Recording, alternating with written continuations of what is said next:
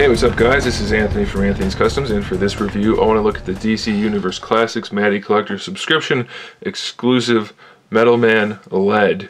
Pretty cool figure. I'm happy with it overall. I do have to point out a couple issues though. The first issue being his size. He's a deluxe figure or whatever they're calling it, but he's not supposed to be that tall.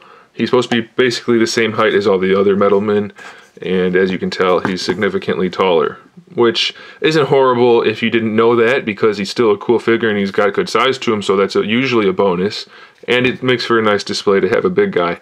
But he's technically not supposed to be that tall, so if you're worried about that, then worry about it, because he's too tall. Other than that, I have two other minor issues. Three, kind of. First issue being he has the same exact body parts as Darkseid, from the elbow to the shoulder, on both sides obviously, his legs not counting his boots, and technically his whole torso is Darkseid as well.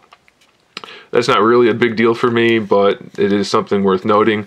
The other two issues, one is he's got tiny feet for a big body. Darkseid's feet were about 30% bigger than this guy's, so it's kind of weird that they did that. Maybe he had tiny feet in the comics, I don't know, but it does look kind of odd.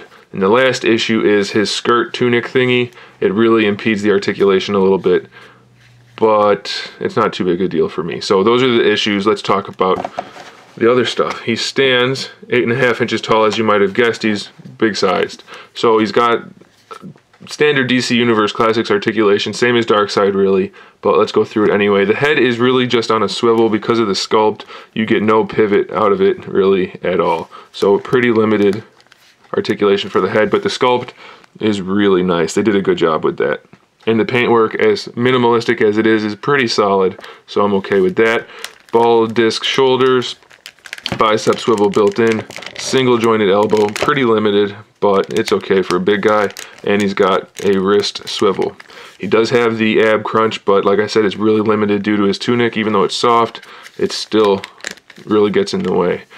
He's got a waist twist and ball jointed hips, but you're not going to get a whole lot of posing out of them, but you probably don't need to anyway, so that's okay. There is a thigh swivel built in, single jointed knee, and single jointed ankles.